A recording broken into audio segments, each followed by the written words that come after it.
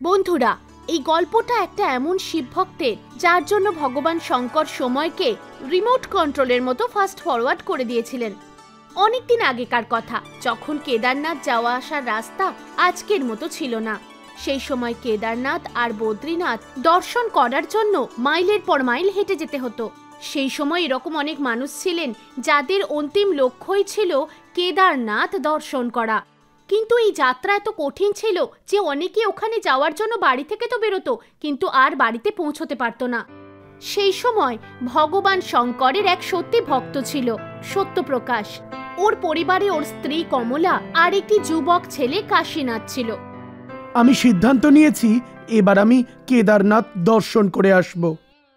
এখনো তো তোমার সেই বয়স হয়নি, আর কাশীর বিয়েটাও তো তোমাকে দিতে হবে। সারা জীবনই তো কিছু না কিছু করে কাটাতে হবে। একবার যখন মনে হয়েছে ভোলানাথের দর্শন করেই আসব। সত্যপ্রকাশের স্ত্রী আর ছেলে ওকে রাস্তা কত কঠিন সেসব বলল, কিন্তু সত্যপ্রকাশ ওদের কথা শোনে না। কেদার যাত্রার উদ্দেশ্যে বেরিয়ে পড়ে। সেই সময় গুগল ম্যাপ ছিল না, যানবাহন বলতে শুধু গরুর গাড়ি। কিন্তু কেদারনাথ পর্যন্ত সফর এই গরুর গাড়িতে তো সম্ভব ছিল না।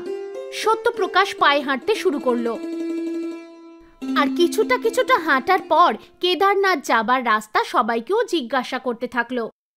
ভাই, কেদারনাথের রাস্তা কোন দিকে? সোজাসুজি উত্তর দিকে যাও ভাই, আর আমার তরফ থেকে ভোলানাথের সামনে হাত জোড় করো।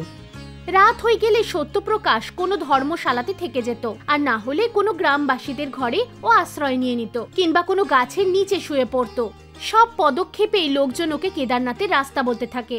এইভাবেই চলতে চলতে বেশ কিছুদিন পরে সত্যপ্রকাশ কেদারনাথ পৌঁছয়। সেই সময় ওখানে প্রচন্ড ঠান্ডা ছিল, কিন্তু কেদারনাথ পৌঁছে ওর আনন্দ হচ্ছিল। যেই ও মন্দিরের কাছে পৌঁছলো, পূজারীজি বললেন, আরে বাবা, এখনো পর্যন্ত এখানেই? যাও, নিজের বাড়ি ফিরে যাও। আমি তো আজই এসেছি, একবার ভোলানাথের দর্শন করে নি।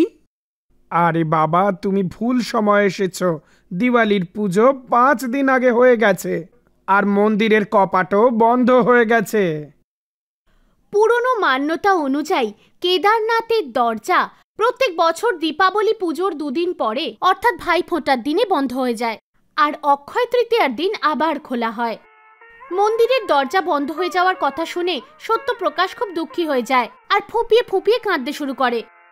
আমি তো 3 মাস আগেই বেরিয়েছিলাম, আমি বুঝতে পারিনি এখানে আসতে এত সময় কেন লাগলো।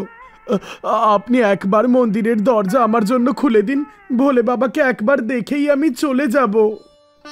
আরে বাবা, এ তো একেবারেই অসম্ভব।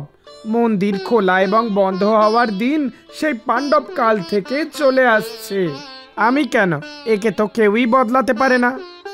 সত্যপ্রকাশ বারবার দর্শনের জন্য আবেদন করতে থাকে, কিন্তু পূজারী ওর কথা মেনে নেন না। এখানে বড্ড শীত পড়তে চলেছে, তুমি এখান থেকে চলে যাও আর 6 মাস পরে এসো। এখন তো তুমি 6 মাস পরেই ভগবান শঙ্করের দর্শন পাবে। এখানের তো এটাই নিয়ম, 6 মাস কপাট বন্ধ থাকে, 6 মাস খোলা থাকে। এই বলে পূজারী ওখান থেকে চলে গেলেন। সত্যপ্রকাশ ফুপিয়ে ফুপিয়ে কাঁদতেই থাকলো। ও আশেপাশের দোকানের সবাইকার কাছে দর্শন পাওয়ার আবেদন করতে থাকে।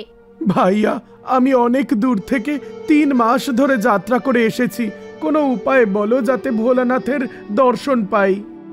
আমিও তো আজ এখান থেকে চলে যাব, মন্দির বন্ধ হওয়ার পর আর কেউ আসে না। 6 মাস ধরে এখানে থাকা খাওয়ার কোনো বন্দোবস্ত থাকে না। আমার সাথে নিচে ফিরে চলো, এখানে থাকা অসম্ভব। এতই ঠান্ডা পড়ে যে খাওয়ার জল নেই, বরফ পাওয়া যাবে। ভগবানের দর্শন পাওয়ার অনেক চেষ্টা করার পরও সত্যপ্রকাশকে নিরাশ হতে হলো। ও এত পরিশ্রম, এত আশা আর ভক্তি নিয়ে এই মন্দির দর্শন করতে এসেছে, আর এবার হতাশ হয়ে ওকে ফিরে যেতে হবে। জীবনে আবার কেদারনাথ দর্শন ওর কপালে আছে কিনাও জানে না। সত্যপ্রকাশ এই চিন্তায় হারিয়ে যায় আর মন্দিরের কাছেই বসে থাকে। ও বুঝতেই পারে না কখন সকাল থেকে বিকেল হয়ে যায়। খাওয়া দাওয়া না করে কাঁদতে কাঁদতে ওর অবস্থা খারাপ হয়ে যায়, আর ঠিক তখনই ওর মনে হয় কেউ ওর দিকেই আসছে। ও আওয়াজ শুনতে পায় আর মাথা তুলেও দেখে এক সাধু ওর সামনে দাঁড়িয়ে রয়েছে। আরে বাবা, তুমি কাঁদছো কেন? কি সমস্যা হয়েছে? কি হয়েছে তোমার? বাবা, আমি ভগবান শঙ্করের দর্শন করব বলে 3 মাস যাত্রা করে এখানে এসেছি। শুধু আমার আসতে 2-3 দিন দেরি হয়েছে, ব্যাস মন্দিরের দরজা বন্ধ হয়ে গেছে। সবাই বলছে যে মন্দিরের দরজা 6 মাস পরেই খুলবে। আমি কতটা অভাগা, কেদারনাথ এসেও ভগবান শঙ্করের দর্শন আমি পাবো না। না জানে সারা জীবন আর কেদারনাথ আসতে পারবো কি পারবো না। ভোলানাথ যে আমায় কোন পাপের শাস্তি দিচ্ছেন কে জানে। মন বড় বিচলিত রয়েছে বাবা। দুঃখ পেও না বাবা, তুমি স্বচ্ছ মনে ভগবানের দর্শন করতে এসেছো। আমি তোমার মনে ভগবানের জন্য সত্যিকারের ভক্তি দেখেছি। আমি তোমায় আশ্বাস দিচ্ছি, ভোলানাথের দর্শন না করে তুমি এখান থেকে যাবে না। তুমি ভক্ত হলে ভগবানের উপর ভরসা রাখো। বাবার কথা শুনে সত্যপ্রকাশ প্রসন্ন হয়ে গেল। সকাল থেকে ওকে শুধু সবাই বারণই করছিল। খুশির চোটে সত্যপ্রকাশের কখন ঘুম এসে গেল ও বুঝতেই পারল না। যখন ওর চোখ খুলল, সত্যপ্রকাশ দেখল সকাল হয়ে গেছে। কাল রাতের মতো তেমন ঠান্ডা ওর লাগছিল না। কেদারনাথের বাতাবরণ বেশ মনোরম ছিল। সত্যপ্রকাশ দেখল যে মন্দিরের দরজা খোলা হচ্ছে। ও তো অবাক হয়ে গেল। আরে এসব কি করে হচ্ছে? কালকেও তো পুরোহিত বলছিলেন যে মন্দিরের খোলা আর বন্ধ হওয়ার দিন সেই পাণ্ডবদের সময় থেকে চলে আসছে। তাহলে এটা বদলে গেল কি করে? তখনই মন্দিরের পূজারী ওর কাছে এলেন আর বললেন, মানতেই হচ্ছে, তুমি তো ভগবান শঙ্করের সত্যিকারের ভক্ত। 6 মাস পর আবার কঠিন যাত্রা করে দর্শনে এসেছো। পূজারীর কথা শুনে সত্যপ্রকাশ তো কিছু বুঝতেই পারল না। আর ও বলল, আরে পূজারীজি, আপনি এসব কি বলছেন? আমি তো কালই আপনার সাথে দেখা করে গেলাম। তাহলে আপনি এমন কেন বলছেন যে আমি 6 মাস পর এসেছি? আমি তো মন্দিরের দরজা খোলার জন্য কত মিনতি করলাম, কিন্তু আপনি তো শুনলেন না। তারপর রাত্রে এক সাধু আমায় আশীর্বাদ দিলেন যে ভগবান শঙ্করের দর্শন না করে আমি এখান থেকে যাব না। আমি ভোলানাথের দর্শন নিশ্চয়ই পাবো। সত্যপ্রকাশের কথা শুনে পূজারী সহ সবাই ওখানে অবাক হয়ে গেল। তুমি তো বড়ই ভাগ্যবান।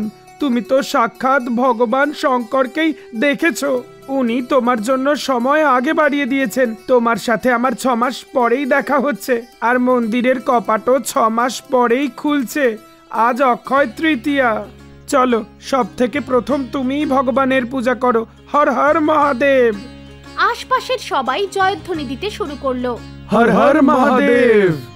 অক্ষয় তৃতীয়ার মতো শুভ দিনে সত্যপ্রকাশ কেদারনাথ মন্দিরে ভগবানের উপস্থিতি অনুভব করল। তবুও ভগবান শঙ্করের মায়া বুঝতেই পারল না। তাহলে সত্যি কি ভগবান শঙ্কর ওর জন্য সময়কে এগিয়ে দিয়েছিলেন? না হলে এটা কি করে সম্ভব ছিল যে ও 6 মাস কেদারনাথের অত ঠান্ডায় সেখানে ঘুমিয়েছিল? ভগবান শিবের আশীর্বাদ পেয়ে সত্যপ্রকাশ বাড়ি ফিরে এলো আর নিজের জীবনকে ভোলানাথের পূজা অর্চনায় লাগিয়ে দিল। বন্ধুরা, এই গল্পটা আপনাদের কেমন লাগলো কমেন্ট করে অবশ্যই জানাবেন। এরকম আরো গল্প শোনার জন্য একে লাইক আর শেয়ার অবশ্যই করবেন। ধন্যবাদ।